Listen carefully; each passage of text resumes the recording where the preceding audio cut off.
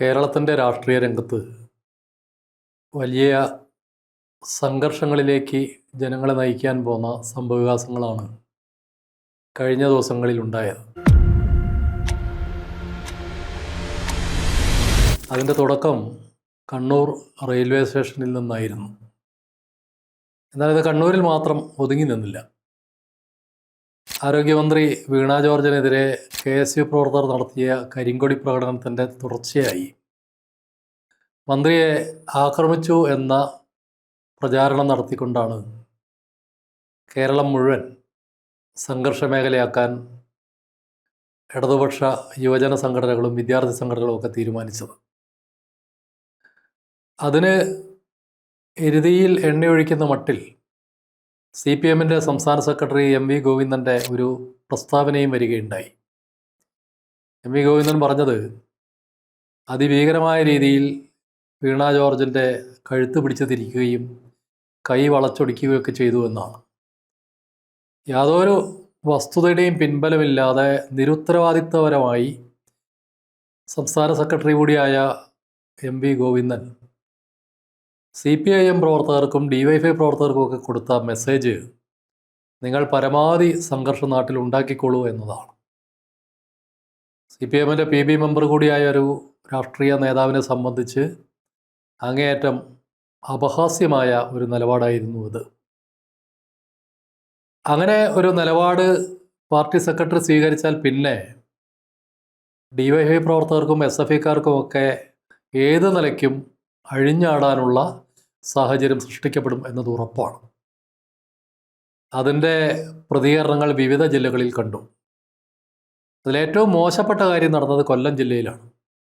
CPM-ൻ്റെ സംസ്ഥാന committee member കൂടിയായ ചിന്ത ജെറോമിൻ്റെ നേതൃത്വത്തിൽ നടന്ന ഒരു പ്രകടനം അങ്ങേയറ്റം ആഭാസകരമായ മുദ്രാവാക്യങ്ങൾ കൊണ്ട് നിറഞ്ഞതായിരുന്നു. ഒരു നിലയ്ക്ക് ന്യായീകരിച്ച് നിൽക്കാൻ കഴിയാത്ത ഒന്നായിട്ടും ചിന്ത ജെറോം അതിന് തൻ്റെ മനസ്സിൽ തോന്നിയ ന്യായീകരണമായി രംഗത്ത് വന്നു എന്നതാണ് അതിശയകരം. താൻ നേതൃത്വം നൽകി നടത്തിയ പ്രകടനത്തിൽ ഉയർന്ന മുദ്രാവാക്യത്തെ തള്ളിപ്പറയാനല്ല, അത് കേവലമായ ഒരു വൈകാരികതയുടെ പ്രശ്നമാണ് എന്ന് പറഞ്ഞ് ന്യായീകരിക്കാനാണ് ഈ സംസ്ഥാന കമ്മിറ്റി മെമ്പറും യുവജന കമ്മീഷൻ ചെയർപേഴ്സണുമൊക്കെ ആ വ്യക്തി തയ്യാറായത്. അതിനേക്കാൾ ഭയാനകമായിരുന്നു VD സതീശൻ്റെ നേതൃത്വത്തിലുള്ള പുതുയുഗ യാത്രയ്ക്കെതിരെ യുവജന പ്രവർത്തകർ നടത്തിയ ആക്രമണം. ജാഥയുടെ ബോർഡുകളും ഫ്ലക്സുകളുമൊക്കെ വലിച്ചു കീറി ഒരു ഭയാനകമായ അന്തരീക്ഷം സൃഷ്ടിക്കാനാണ് അവർ പരിശ്രമിച്ചത്. ഇതെല്ലാം നടക്കുമ്പോഴും ആരോഗ്യമന്ത്രി പരിയാരം മെഡിക്കൽ കോളേജിൽ ICU-വിൽ പ്രത്യേകിച്ച് പരിക്കുകളൊന്നും ഇല്ലാതെ കഴിയുകയായിരുന്നു. അതിന് പിന്നാലെ വന്ന രസകരമായ ചില കാര്യങ്ങളുണ്ട്. ICU-വിൽ കിടക്കുന്ന ആരോഗ്യമന്ത്രിയുടെ ശരീര സ്ഥിതിയെക്കുറിച്ച് പരിയാരം മെഡിക്കൽ കോളേജിലെ മെഡിക്കൽ ബോർഡ് തുറന്നു പറഞ്ഞത് ആദ്യത്തെ ദിവസം വളരെ ഗൗരവമായ ആരോഗ്യ പ്രശ്നങ്ങൾ അവർക്കുണ്ടെന്നാണ്. കുറേ നാൾ ചികിത്സ വേണ്ടി വരുന്ന ഗൗരവമുള്ള പ്രശ്നങ്ങളുണ്ട് എന്ന് പറഞ്ഞ മെഡിക്കൽ ബോർഡിൻ്റെ ബുള്ളറ്റിൻ നിലവിലിരിക്കെ തന്നെയാണ് പിറ്റേ ദിവസം പുലർച്ചെ 4 മണിക്ക് വീണ ജോർജ് എന്ന ആരോഗ്യമന്ത്രി ആരോഗ്യവകുപ്പിന് തന്നെ മാനക്കേടുണ്ടാക്കുന്ന വിധത്തിൽ അവിടെ നിന്ന് പുറത്തുപോയത്. അവർ ഡിസ്ചാർജ് വാങ്ങിയാണോ പോയത് എന്നറിയില്ല, കാരണം മന്ത്രി ആയതുകൊണ്ട് അതിൻ്റെ ഒന്നും ആവശ്യം ഉണ്ടാവില്ല. പക്ഷേ കഴുത്തിനും നട്ടലിനും ഗൗരവമുള്ള പരിക്കുണ്ട് എന്ന് പറഞ്ഞ് മെഡിക്കൽ ബുള്ളറ്റിൻ ഇറക്കിയ അതേ ആളുകൾ എങ്ങനെയാണ് അവർക്ക് ഡിസ്ചാർജ് കൊടുത്തത് എന്നത് അത്ഭുതകരമാണ്. ഏതെങ്കിലും എയർ ആംബുലൻസിലോ അല്ല അവർ പോയത്, അവരുടെ കാറിലാണ് യാത്ര പോയത്.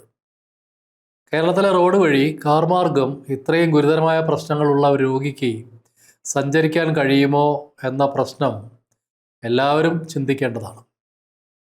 അതിനേക്കാൾ രസകരമായ കാര്യം, അവർ തുടർ ചികിത്സയ്ക്ക് വേണ്ടി, വിദഗ്ധ ചികിത്സയ്ക്ക് വേണ്ടി തിരുവനന്തപുരം മെഡിക്കൽ കോളേജിലേക്കാണ് പോകുന്നത് എന്നാണ് ആരോഗ്യ വകുപ്പ് വൃത്തങ്ങൾ അറിയിച്ചിരുന്നത്. എന്നാൽ അവരവിടെ എത്തിയിട്ടില്ല എന്ന് വാർത്താമാധ്യമങ്ങൾ പിന്നീട് റിപ്പോർട്ട് ചെയ്തു. എന്തിനാണ് ആരോഗ്യമന്ത്രി തന്നെ ഇങ്ങനെ പരിഹാസ്യമായ ഒരു നാടകത്തിന് നേതൃത്വം കൊടുത്തതെന്ന ചോദ്യം ഇപ്പോൾ വളരെ പ്രബലമാണ്. അത് ഏതെങ്കിലും ഒരു രാഷ്ട്രീയ കക്ഷി ഉയർത്തുന്ന ചോദ്യമല്ല, ഏതെങ്കിലും ഒരു രാഷ്ട്രീയ മുന്നണിയുടെ ചോദ്യമല്ല, കേരളത്തിലെ ചിന്തിക്കുന്ന സാധാരണ മനുഷ്യൻ്റെ ചോദ്യമാണ്. ഒരു തെരഞ്ഞെടുപ്പിന് മുമ്പിൽ നിൽക്കുമ്പോൾ, പ്രത്യേകിച്ച് ഭരണകക്ഷിയുടെ പ്രധാനപ്പെട്ട ഒരു വകുപ്പ് കൈകാര്യം ചെയ്യുന്ന ഒരു മന്ത്രി ഇത്ര പരിഹാസ്യമായ ഒരു നാടകം കളിക്കേണ്ടതുണ്ടായിരുന്നോ എന്ന ചോദ്യം ഈ തെരഞ്ഞെടുപ്പ് കഴിയുന്നതുവരെ തീർച്ചയായിട്ടും ഇടതുപക്ഷ ജനാധിപത്യ മുന്നണിയെ വേട്ടയാടും എന്നതിൽ സംശയമില്ല. അത് മുഖ്യമന്ത്രി പിണറായി വിജയൻ്റെ വ്യക്തിപ്രഭാവം വർദ്ധിപ്പിക്കുന്ന മട്ടിൽ നിരന്തരം പരസ്യങ്ങളും മോഹൻലാലിനെ പോലൊരു അതുല്യ നടനെ മുൻനിർത്തിയുള്ള അഭിമുഖ സംഭാഷണങ്ങളുമൊക്കെ നിർമ്മിച്ച് പ്രചരിപ്പിച്ച് മൂന്നാം തവണയും അധികാരത്തിലേക്ക് എത്തുന്നതിന് വേണ്ടി LDF കഠിന പരിശ്രമം നടത്തുമ്പോഴാണ് വീണ ജോർജിൻ്റെ വക നാടകം വന്നത്. പിണറായി വിജയൻ സിനിമയിലാണെങ്കിൽ വീണ ജോർജ് ഒരു കൈ നോക്കുന്നത് നാടകത്തിലാണ്. പക്ഷേ പിണറായി വിജയൻ സിനിമയിലൂടെ പറയാൻ ശ്രമിച്ച കാര്യം താൻ രാഷ്ട്രീയത്തിൻ്റെ അങ്ങേ അറ്റത്തെത്തി നിൽക്കുകയാണെന്നും ഇനി ഒരു സന്യാസത്തിലേക്ക് പോയാൽ പോലും അത്ഭുതമില്ലെന്നുള്ള പരോക്ഷമായ സൂചനകൾ, താൻ ഭൗതികമായ രാഷ്ട്രീയ ലക്ഷ്യങ്ങളിൽ നിന്ന് പതുക്കെ പിന്മാറി ആത്മീയ ലക്ഷ്യത്തിലേക്ക് സഞ്ചരിക്കുകയാണ് എന്ന പരാമർശം, പരോക്ഷമായ പരാമർശം കേരളത്തിലെ ജനങ്ങളെ വളരെ സന്തോഷിപ്പിക്കാൻ സാധ്യതയുണ്ട്. കാരണം ആത്മീയ വ്യവസായം എന്നുള്ളത് വളരെയേറെ ലാഭകരമാണ്. രാഷ്ട്രീയ വ്യവസായത്തേക്കാൾ ലാഭകരമായത് തീർച്ചയായിട്ടും ആത്മീയ വ്യവസായം തന്നെയാണ്. പിണറായി വിജയനെ പോലെ ഒരു രാഷ്ട്രീയ നേതാവ് ആത്മീയതയുടെ വഴിയിലേക്ക് സഞ്ചരിക്കുമ്പോൾ മുൻകാലത്ത് ആത്മീയവാദികളായി നിന്ന പലരും ഭൗതികവാദികളായി രാഷ്ട്രീയത്തിലേക്ക് വന്ന അനുഭവമുള്ള കേരളത്തിന് അതൊരു പുതുമയായിരിക്കും.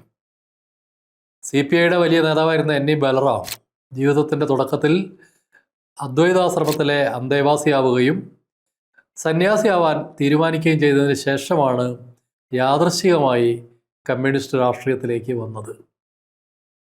കിസാൻ സഭയുടെ വലിയ നേതാവായിരുന്ന ബീഹാറിലെ സഹജാനന്ദ സരസ്വതി സ്വാമി സന്യാസിയായിരിക്കെ തന്നെ കർഷകരെ സംഘടിപ്പിച്ച് കമ്മ്യൂണിസ്റ്റ് രാഷ്ട്രീയത്തിനൊപ്പം സഞ്ചരിച്ചിരുന്ന ഒരാളാണ്. അത്തരം ഉദാഹരണങ്ങൾ ഇരിക്കെ ഒരു രാഷ്ട്രീയ പ്രവർത്തനമൊക്കെ അവസാനിപ്പിച്ച ഒരു നേതാവ് ഞാൻ സന്യാസത്തിലേക്ക് മടങ്ങാൻ ആഗ്രഹിക്കുന്നു എന്ന് പറയുന്നതും ഇന്നത്തെ കേരളത്തിൽ കൗതുകകരമായ ഒരു കാര്യമാണ്. തീർച്ചയായും വരാനിരിക്കുന്ന തെരഞ്ഞെടുപ്പിൽ ഇത്തരം കൗതുകകരമായ ഒരുപാട് മെസ്സേജുകൾ, ഒരുപാട് സന്ദേശങ്ങൾ കേരള ജനതയ്ക്ക് കിട്ടും എന്ന കാര്യത്തിൽ യാതൊരു തർക്കവുമില്ല. അതിൽ ചിരിക്കാനും ചിന്തിക്കാനും ഉള്ള ഉരുപ്പടികൾ ഒരുപാടുണ്ടാവും എന്നത് തീർച്ച.